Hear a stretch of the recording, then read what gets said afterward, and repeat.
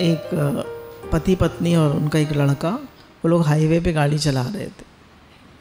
तभी उसने देखा कि एक छोटी 13 साल की लड़की, 12-13 साल की लड़की तरबूज बेच रही है।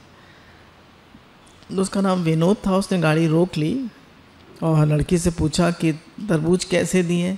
तो उसने कहा एक तरबूज 50 रुपये का। तो उसकी पत्नी ने कहा अरे 50 रुपये का तो बहुत महंगा है, 30 का देगी? तो उसने कहा मैडम ये तो मैं 40 रुपये का लाती हूँ, 30 का आपको कैसे दे दूँगी? आदत होती ना बार्गेनिंग करने की। तो उसके हस्बैंड ने कहा कि देखो ये कम से कम 5 किलो का तरबूज होगा और तुम अगर 50 रुपये ले रही है तो 10 रुपये किलो ही तो ले रही है। तुम बाज़ार से 20 रुपये किलो लाती हो, 100 रुपये का लाती हो, तो बार्गेनिंग मत करो। पर वो नहीं, उसको तो करनी थी बार्गेनिंग। तो उसने कहा कि अच्छा चलो कोई बात नहीं, तुम्हारा देखो छोटा भाई गाड़ी में बैठा है, इसके लिए कम कर दो पैसे। तो छोटा भाई का नाम सुना तो बड़ी खुश हो गई, वो भाग के आई। लड़की तो थी छोटी, भाग के आई, खुश हो गई एकदम देख के उससे, और उसको प्यार किया। और फिर कहते उसको गाड़ी का दरवाज़ा उसने खोल लिया और बच्चा भी बाहर आ गया। तो कहती है क्या नाम है तुम्हारा? तो कहता है गोलू। तो वो उसको कहती है लो भैया तरबूज ले लो। तो बच्चे ने पकड़ नहीं सकता था, छोटा बच्चा था 4-5 साल का, तो उसके हाथ से छूट गया, बिखर गया। तो उसने कहा अरे, उसने कोई बात नहीं कोई बात। दूसरा उसने कहा, फिर उसकी माँ ने उसको खींचे गाड़ी में बिठा दिया, गाड़ी में बैठ गया। फिर उसने उससे कहा भैया ये तरबूज तुम्हारे लिए। फिर उस लड़की की आंखों में आंसू आ गए। सब देख रहे थे पति पत्नी। बोले भाई क्या बात हुई? बोले मेरा भी छोटा भाई था, पर हमारी माँ के पास पैसे नहीं थे उसे अस्पताल ले जाने की, उसको तेज़ बुखार आ गया था तो उसने घर पे ही दम तोड़ दी। और 1 साल पहले मेरे पिताजी भी चले गए, इसलिए मुझे तरबूज बेचने पड़ते हैं। फिर उसके वाइफ थी, वो पायल निकाल के लाई और अपनी लड़की के लिए लाई थी। 3000 की पायल थी और उस बच्ची को दे दी। बोले तुमने उसको भाई कहा है ना, और तो ये मैं तुम्हारे लिए। तो सोचने लगा अजीब हालत है, कहाँ तो 10-10 रुपये के लिए बार्गेनिंग कर रही थी, और कहाँ देखो जहाँ प्रेम आ गया वहाँ इसने 3000 रुपये की पायल भी दे दी। फिर उसने लड़की को 100 रुपये दिए तो उसने कहा नहीं मैं कुछ नहीं लूँगी। क्यों? क्योंकि ये तो मैंने अपने भाई को दिए। खैर उसने उसको 100 रुपये दे दिए। विनोद जो थे उन्होंने उनको 100 रुपये दे दिए। मैंने कहा बच्ची का नुकसान नहीं होना चाहिए। फिर उसने कहा, उस लड़की ने कहा जहाँ रिश्तों की बात आती है वहाँ पैसे नहीं होते, जहाँ रिश्तों की बात आती है वहाँ पैसे नहीं देखे जाते। अब वो सोचने लगा कि मेरे और मेरे बड़े भाई का कब से मुकदमा चल रहा है। तो फ़ोन करता है अपने बड़े भाई को और कहता है भैया जो मेन मार्केट की दुकान है वो आप ले लो, मुझे मंडी की दुकान दे दो। बड़ा प्लॉट आप ले लो, छोटा प्लॉट मुझे दे दो। तो वहाँ से भाई चुप। फिर उनके रोने की आवाज़ आने लगी। क्या बात है भाई, रो क्यों रहे हो? बोले तूने इतने प्रेम से मुझसे कभी बात ही नहीं करी।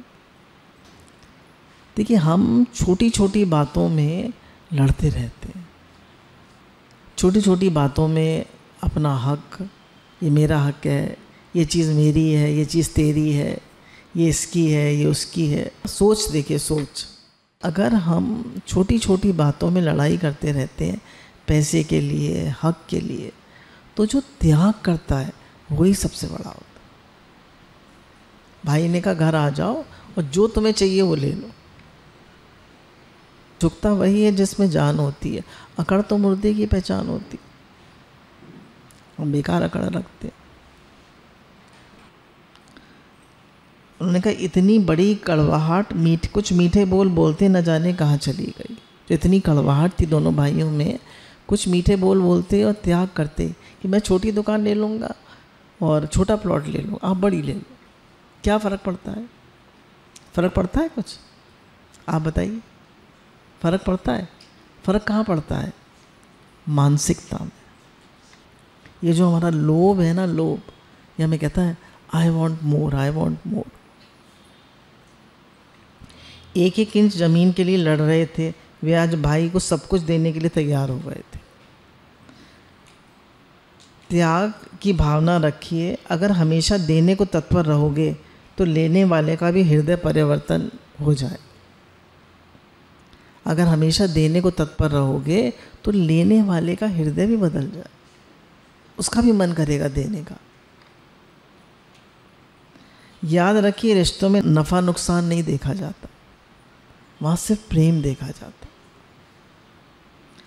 अपने को करीब रखने के लिए कभी कभी अपना हक भी छोड़ना पड़ता है। एक बार गीता भगवान एक जेठानी दौरानी थे, तो उनके यहाँ सत्संग करने गए। तो गीता भगवान ने कहा कि मुझे कुछ अच्छी वाइब्रेशन नहीं आ रही। देवरानी ने कहा कि ऊपर मेरी जेठानी रहती हैं, वो लोग बहुत पैसे वाले हैं, तो वो मुझे प्रेम नहीं करती।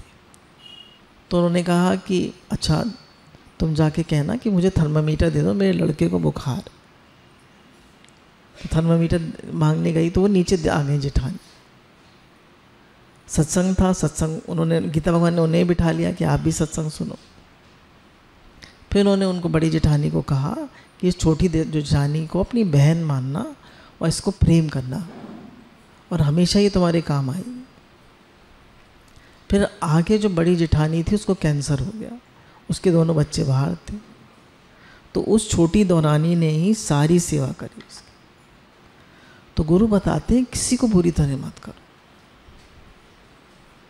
लेकिन जहाँ रिश्तों की बात आती है वहाँ नफा नुकसान नहीं देखा जाता, वहाँ पैसे नहीं देखे जाते, वहाँ सिर्फ प्रेम देखा जाता, त्याग देखा जाता।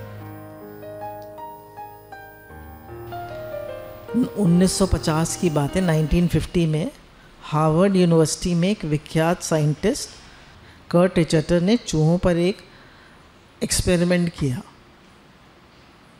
उन्होंने एक चूहे को पानी के जार में डाला और पानी में गया, 15-20 मिनट वो लड़ा पानी से और फिर वो मर गया। बाहर आने की कोशिश करी पर नहीं आ पाया, मर गया।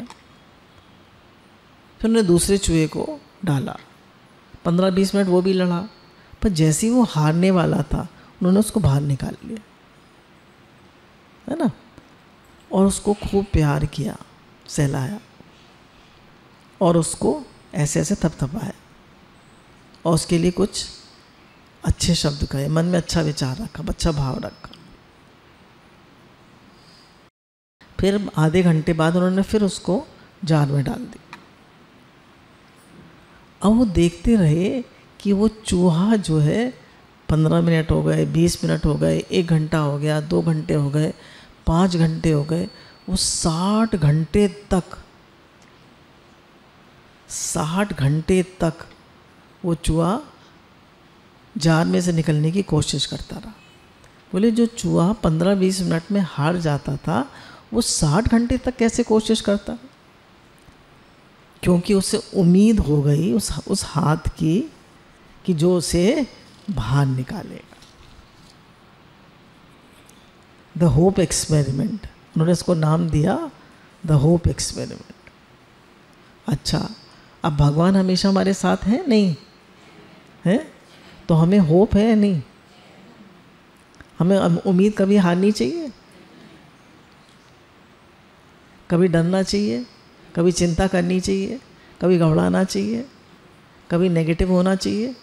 क्यों? ठाकुर जी हैं साथ, कन्हैया हैं साथ। Why fear when God is near.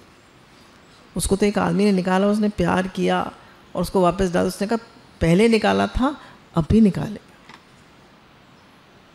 भगवान ने हमें आज दिन तक कितनी परेशानियों से निकाला है, निकाला है नहीं? अब आगे नहीं निकालेंगे। वो हमेशा हमारे साथ है या नहीं? हमेशा साथ है। God is always with us, always, every time, everywhere. 3 चीज़ याद रखिए, God is always, every time, everywhere. हमेशा, हर जगह और हर समय,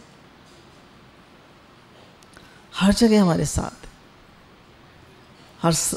हर जगह हर समय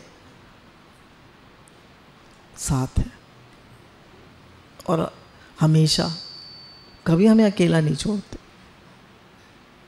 वो तो हमारी धड़कनें हैं, वो तो हमारी श्वासें हैं, तो हम कभी अकेले नहीं होते। तो उस चूहे में आशा का संचार हो गया। उम्मीद बनाए रखिए, संघर्षरत रहिए, है ना। उम्मीद बनाए रखिए, संघर्षरत रहिए, सांसें टूटने मत दीजिए, मन को हारने मत दीजिए। गुरु कहते हैं हमेशा भगवान तुम्हारे साथ है, हिम्मत मत हारो, कोशिश करो, लगे रहो। मन के हारे हारे, मन के जीते जीत। परित सरस धर्म नहीं भाई। एक पंडित जी थे, तो वो शिव मंदिर में पूजा किया करते थे। एक बार उनको रात में स्वप्न आया और उन्होंने कहा जितने भी भक्त लोग हैं, जितने भी लोग हैं, सबको बुलाओ मंदिर में। सबको बुलाया गया। थोड़ी देर बाद सब लोग क्या देखते हैं कि बड़ा प्रकाश होता है मंदिर में, और जो शिवलिंग है उसके पास एक सोने का पात्र प्रकट होता है। उसमें बहुत हीरे और जवाहरात चमक रहे थे। पंडित जी ने कहा कि ये पात्र उसको मिलेगा जो सबसे बड़ा तपस्वी, योगी, दानी होगा। अब बहुत सारे लोग आए, पात्र देख के सबकी आंखें चौंधी आ गई। तो पंडित जी ने कहा हर सोमवार को सब लोग आएंगे, मैं हर एक के हाथ में पात्र दूंगा, जो इसका लायक होगा उसको मिल जाएगा। एक तपस्वी थे, वो आए थे, उन्होंने काफ़ी दिन चंद्रायन व्रत रखा था और काफ़ी तपस्वी थे। पात्र उनको दिया पंडित जी ने, तो उनके हाथ में जाते ही मिट्टी का हो गया, वापस कर दिया उन्होंने। पंडित जी के हाथ में आके फिर सोने का हो गया। एक आए थे, उन्होंने बहुत धर्मशालाएं चला रहे थे, बहुत दान पुण्य करे थे, उनका नाम अखबारों में भी छपता था, बड़ा नाम था उनका। तो भाई उनको पात्र दिया गया, उनको पात्र दिया गया, तो फिर वो मिट्टी क्या हो गया। तो पंडित जी ने कहा ऐसा लगता है कि आप जो भी दान पुण्य करते हैं उस सब का नाम मिल जाता है आपको। आप नाम के लिए, शोहरत के लिए करते हैं। असली दान कौन सा होता है? जो किसी को पता भी ना चले। पद, मान या यश के लोभ से दान करते जान पड़ते हैं। नाम की इच्छा होने वाला दान सच्चा दान नहीं। इसी प्रकार बहुत से लोग आए, किंतु कोई भी स्वर्ण पात्र नहीं पा सका। सबके हाथों में वो जाते ही मिट्टी हो जाता था। कई महीने बीत गए, सब लोग अब वहाँ मंदिर के बाहर ही दान पुण्य करने लगे कि शायद भगवान ज़्यादा खुश हो जाएंगे मंदिर के बाहर करने से। एक दिन एक बहुत बूढ़ा किसान आया, फटे हुए उसके कपड़े थे, वो भी मंदिर में आया। तो सब लोग पूड़ी सब्जी मंदिर के बाहर खिला रहे थे, सब सेवा कर रहे थे। तो उसने देखा दूर एक कोड़ी पड़ा हुआ है, कोई उसके पास नहीं जा रहा। उसके पास सत्तू था, गरीब किसान के पास। उसने वो सत्तू उसको घोल के पिलाया, और उसके पास एक कंबल था, वो उसने उसको उड़ा दिया। और उसके पास कुछ था नहीं किसान के पास। सबको देते थे वो पात्र, अब गरीब किसान को भी दिया गया। तो जैसे उस गरीब किसान के हाथ में वो पात्र आया, तो वो सोने का हो गया और चमकने लगा। बोलिए सच्चिदानंद भगवान की जय। क्यों? उसको कुछ भी नहीं चाहिए था, उसे तो कुछ पता भी नहीं था कि यहाँ कोई सोने का पात्र है, कुछ है, पर उसने अपना सर्वस्व दे दिया था। उसका सत्तू था, एक कंबल था, और उसने मतलब देखा कि इनको वाकई में ज़रूरत। तो ऐसे ही गुरु कहते हैं कोई भी चीज़ दिखावे के लिए मत करो। सब रूप में मेरे कन्हैया हैं, सब रूप में मेरे ठाकुर जी हैं, सब रूप में मेरे गुरु हैं, सब रूप में मेरे भगवान हैं। इस भावना से मेरे ठाकुर जी की सेवा हो रही, मेरे भगवान की सेवा हो रही है। अपना भाव बहुत अच्छा रखो। अरबपति लोग जो हैं, जो अरबपति लोग होते हैं, वो अक्सर गरीब लोगों का पैसा मार लेते हैं। अक्सर ही मैंने सुना है आजकल क्या रिवाज हो गया है कि गवर्नमेंट जो है सब चीज़ ठेके पे उठा देती है ना। काम जैसे मानिए ये पार्क है, हम जाते हैं पार्क में टहलने, तो वो ठेके पे उठा हुआ है। उसकी बोली लगती है, जो ज़्यादा बिड कर देता है उसको ठेके पे दे दिया जाता है, अब वो चलाता है उसको। तो हर चीज़ ठेके पे उठा दी जाती है। अब क्या होता है, ठेकेदार लोग जो होते हैं वो नीचे वाले कर्मचारियों को पैसा नहीं देते,